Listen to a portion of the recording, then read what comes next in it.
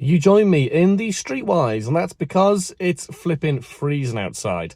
Now I can actually see the 306, it's in front of me there, and that is the topic of this video. I've never serviced any of my own cars before, but you know, it's something that I really should be doing at this stage of my crap car collective journey. So I've bought new oil, I've bought new filters, new plugs, and I'm going to get cracking.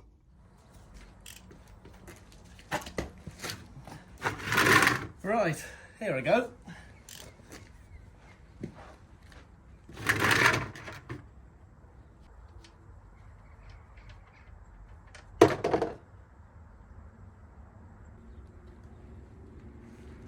Right, that's working. Take that oily glove off. Just going to leave that for a little while, just to thoroughly drain out.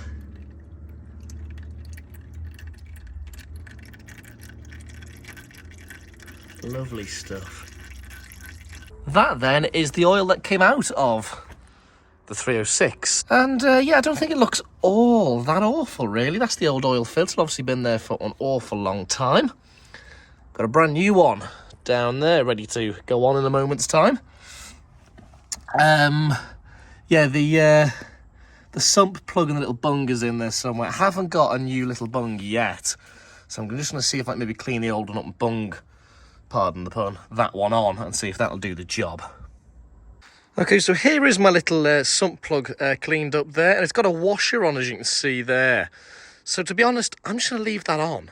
Let's reattach it then, just wait for the oil to drip out of the way. Let's pop it back on. This isn't the best bit of filming you'll ever see, but there we go, we're back on, which is good. So I'm going to tighten that in a moment with my wrench, pop a new oil filter on there, and then we'll be good to refill.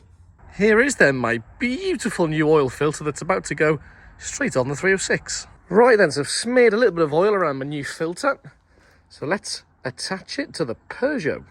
Okay, then here we go. So these things only ever have to go on hand tight, I believe.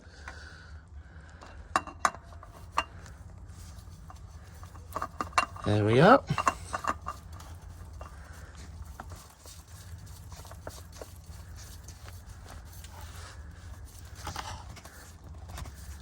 No need to...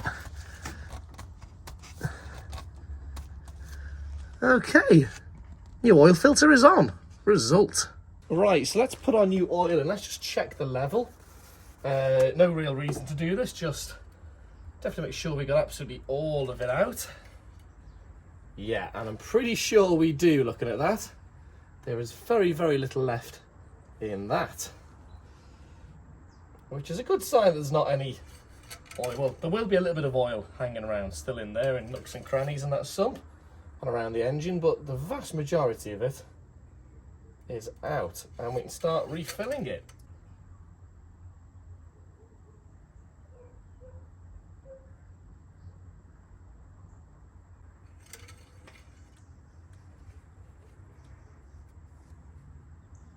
Just registering on the bottom of the dipstick a little bit.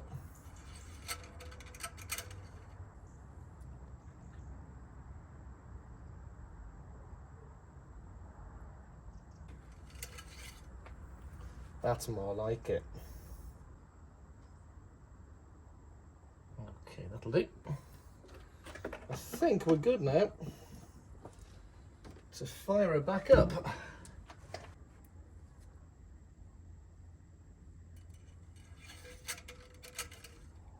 Okay, that looks like jobs are good on that path. Right then, let's hope nothing explodes as I turn the engine on for the first time post oil change.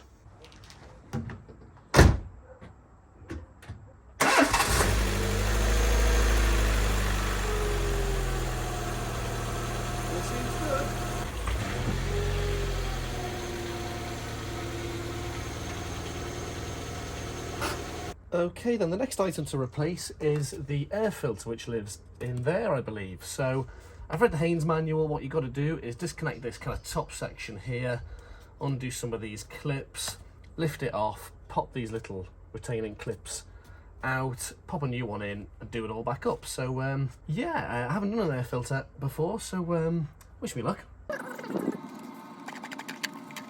But anyway, that's that one out. Here then is the old filter, and it doesn't look knackered really. I mean, it doesn't look great, but it doesn't look absolutely shagged. Definitely seen worse air filters and cabin filters coming out of cars. I know they're two separate things, but you get the idea. Bit of debris there. I have anyway got my new one. That looks good, doesn't it? So there is a new and old comparison. Not the same kind of meshing on it, but it's the same size and all that. So yeah, let's pop this new one in the Peugeot. There we go. There is our new air filter, sitting very proudly in there. So I suppose I've got to reconnect it all up, haven't I?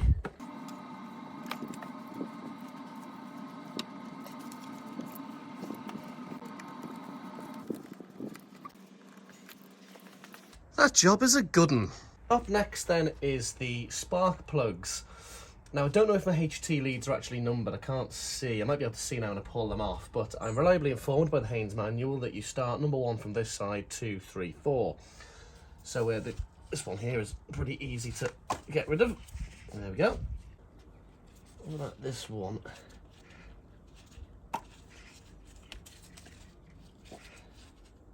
This one then is number 3. That comes out really easily. Any number on that? Hopefully just number 2 again. 17. Yeah, I don't know what they are corresponding to, but anyway, it doesn't really matter. What's just fell off there? Something just fell off. Bit of plastic there. Anyway, I'm not too concerned about that. And then we take number 4 off, which has number 15 on it. So yeah, nothing to do with that. Right, let's get my my spark plug removal tool and remove them.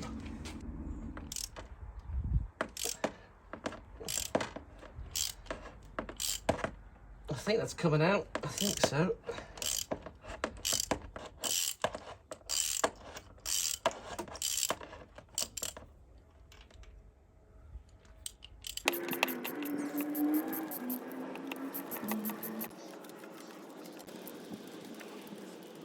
That there then is all 4 spark plugs. So that's cylinder 1, 2, 3 and 4. Here is one of my new plugs, and as you can see, compared to the old one, it's an awful lot cleaner and a lot nicer. Seems like a newer design too. So yeah, let's pop them in. I wanted to do this job properly, so I bought myself a torque wrench. Now, according to people online, it is 28 Newton meters of torque. So I've put it up to 30, knocked it down to 8.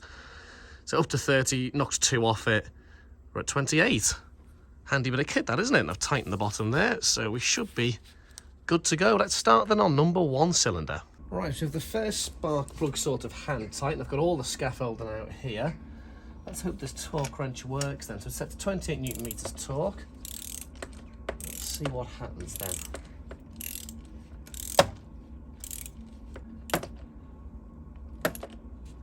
Nothing. I just don't really get that at all. I'm still not entirely convinced that my torque wrench is actually working or I'm using it properly, but I mean, it's getting late in the day here, so I'm just going to tighten this one by hand and then pop the torque wrench onto it now in a moment and see if that works.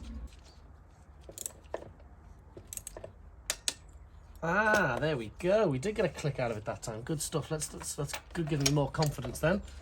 Did it on. There we go. Brilliant. I was so close to the other 2. Right, that's fantastic. There we go. That's that one in. There we go. Wonderful, so that's our spark plugs done. Now all I've got to do is reconnect our HT leads. So that's simple enough. And number 4 is there. Right, that's all of our HT leads back on.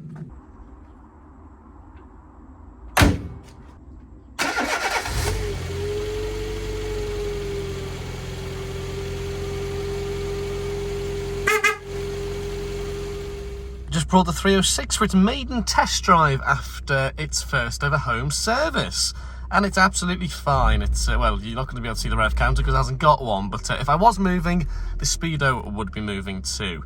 Yeah, listen, I'm not going to lie, I'm absolutely chuffed with that. Please excuse my silly hat, it is rather cold here today. I'm chuffed because it's the first time I've ever serviced a car fully on my own. Nobody was killed, nothing went on fire, and everything still works. So that's a win, I think. And it saved me a lot of money, actually, as well. It's, what, probably about 150, 160 quid for a service. Picked up all my stuff there for about 58, 59 euro. Happy days, can't argue with that. So yeah, delighted with myself, really, really happy. Do keep an eye out on the channel. We've got plenty of Streetwise content coming up and more from this 306. Thanks for watching.